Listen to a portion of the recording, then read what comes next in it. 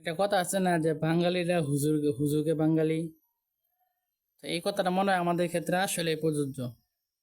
দেখেন আপনার কয়েকদিন আগে দেখেন জুবান যে একটা ছেলে আছে নাটক করে জুবান, অভিনেতা জুবান। উনি কি করছে? রূপান্তর নাটক করছে। মানে এনার মাধ্যমে কিন্তু উনি একটা মানে ইসলাম বিরোধী একটা কালচার সমাজের মধ্যে ছড়াই দিছে।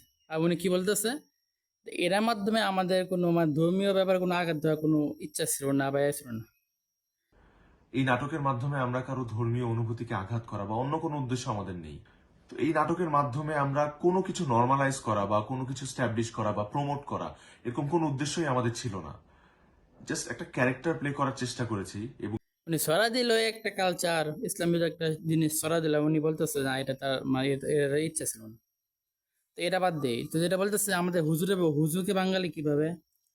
তো এই নাটক সরিয়ে দেওয়ার পরে সমস্ত মানুষ বললো হ্যাঁ ওনাকে বয়কট করবো, ওনার নাটক আর দেখবো না, এই এই দেন সেই কত কিছু বললো। আমি কোন জায়গায় একটা দেখলাম ইউটিউবে, ওনার নামে যা সার্চ করলাম। তো সার্চ দিয়ে দেখলাম যে ওনার 2-3 দিনে মোটামুটি মিলিয়ন্স অফ পিপল ওনার নাটক দেখে ফেলছে।